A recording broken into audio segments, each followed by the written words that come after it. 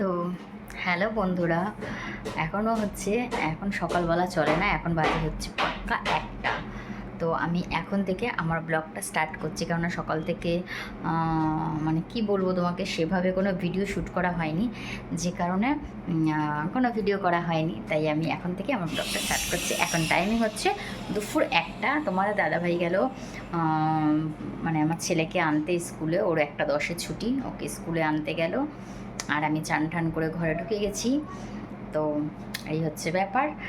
তো কি বলবো আর তোমাদেরকে, আমি প্রত্যেকটা কথায় কথায় মনে হয় তো বলছি, এবার মনে হচ্ছে আমার কমেন্ট বক্সে এইটাই আসবে যে প্রত্যেকটা কথায় তো তো তো যাই হোক, কি বলবো আর, যা গরম পড়েছে বাইরে, বাপরে বাপ, রক্ষে দাও। কে বলবে যে একটু বৃষ্টি নেই, এক ছিটে ফোঁটা বৃষ্টি নেই, বুঝতে পারছো আমরা কোথায় বাস করছি? অন্য অন্য সমস্ত এলাকায় বৃষ্টি হচ্ছে, একমাত্র মানে আমাদের এখানেই বৃষ্টি হচ্ছে না। আমি অনেকের ব্লগ দেখি, তো সেদিন তাদের ওখানে দেখছি কত কত বৃষ্টি হচ্ছে, প্রচুর প্রচুর বৃষ্টি হচ্ছে, বাট একমাত্র আমাদের এখানেই কোনো বৃষ্টি নেই। ঝিরিঝিরি নাকি কালকে একটু হয়েছিল, একদম মানে অল্প। তো সেই, কিন্তু ওই অল্প বৃষ্টিতে দেখবে বেশি কিন্তু গরম লাগে।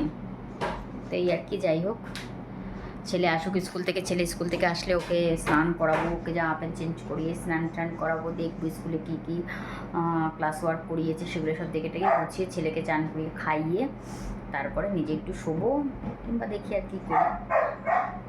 তো চলো আবার পরে আসছি। তো হ্যালো বন্ধুরা, গুড ইভিনিং। এখন সন্ধে 6:30 বেজে গেছে।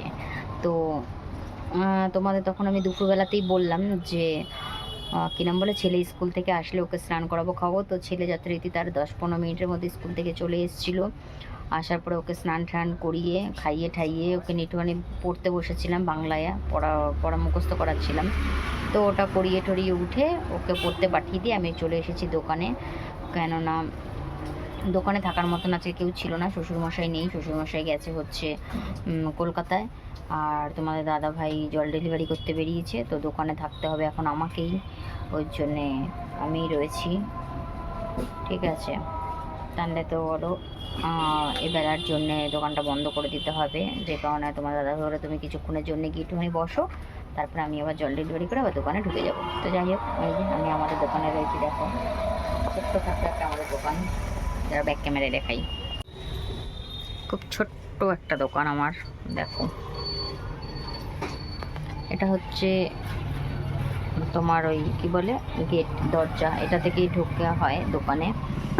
যে এখানে একটা ফ্রিজ রাখা রয়েছে, এই ফ্রিজের মধ্যে একটা মাল আছে, দরজাতেও আছে, ওইদিকেও রয়েছে পুরো ব্যাগটা।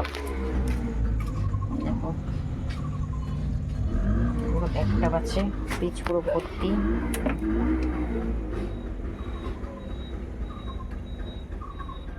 এইদিকেও আর একটা ফ্রিজ রয়েছে, এটা নতুন নতুন নেওয়া হয়েছে এই ফ্রিজটা, সবে সবে নিয়েছি এই ফ্রিজটা, এটাতেও কিছু কিছু আছে। তো এই যে এখানে একটা ছোট্ট শোকেস মতন রয়েছে, দেখো এখানে নানান ধরনের বিস্কুট রয়েছে, ক্যাডবেরি রয়েছে, আর এখানে কিছু লজেন্স আছে, এই টাইপের জিনিসগুলো আছে, এখানে ব্রাশ, আর এদিকে হচ্ছে নানান ধরনের লেস, ভুজিয়া, অ্যাড্ডা ব্যাড্ডা, আর এটা হচ্ছে সিগারেটের র্যাক। এখন সিগারেট আসবে, এখন আবার সিগারেটের লোক সিগারেট দিতে আসবে। এই হচ্ছে আমার ছোট্ট একটা দোকান, দেখতে পেলে। আর এদিকে দেখো ঠাকুর রাখা রয়েছে, এদিকে একটা পাখাও রয়েছে। এই যে আমাদের ছোট্ট একটা দোকান, আর এখানেও কিছু রয়েছে জিনিস, দেখো এই যে। তো আমি আজকে দেখালাম আমাদের দোকানটা, ছোট্ট একটা দোকান। তো ভালো লাগলে তোমরা কেউ এসো। এটা হচ্ছে চুচুড়ো লঞ্চ ঘাটের রাস্তা, ঠিক আছে, একদম ঘাটে ঢোকার মুখেই।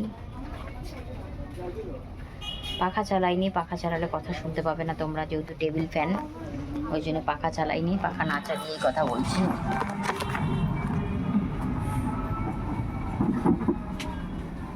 চা খেতে পারিনি, আমার ভালো লাগছে না, মনে হচ্ছে চা চা করছে আমার মনটা এখন।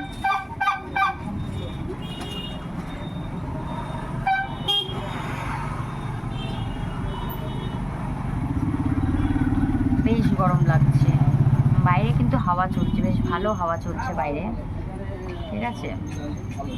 দোকানের ভেতরে রাত্রির যত হবে তত তোমার ঠান্ডা ঠান্ডা লাগবে, কেননা যেহেতু টিনের চাল আর হাওয়াটা ভালো দেয় রাত্রির দিকে, আর তখন টেবিল ফ্যানের হাওয়াটা না, বাইরের হাওয়াটা বেশ আসে, বেশ ঠান্ডা ঠান্ডা একটা লাগে। রাত্রিবেলাটা গরম লাগে না আমাদের দোকানে, দিনের বেলাটায় কিন্তু থাকা যায় না, দিনের বেলাটা প্রচণ্ড পরিমাণে গরম লাগে। তো যাই হোক, চলো আবার পরে আসছি। তখন সেই তোমাদের বললাম যে ছেলেকে ছুটি হয়ে যাবে, তারপরে বাড়ি আসবো। তো ছেলে যথারীতি 7টা 40 নাগাদ ছুটি হয়েছে, তারপরে ছেলেকে নিয়ে সোজা চলে এসেছিলাম বাড়িতে। তো বাড়িতে এসে কিছুক্ষণ রেস্ট নিয়ে ছেলেকে কিছু খাইয়ে ছেলে এখন ঘরে পড়ছে, আর আমি এই যে রান্নাঘরে দেখো ভাত বসিয়ে দিয়েছি, ওই যে ওপরে ভাত হচ্ছে, আর এদিকে দেখো আমি সবজি কাটতে বসেছি।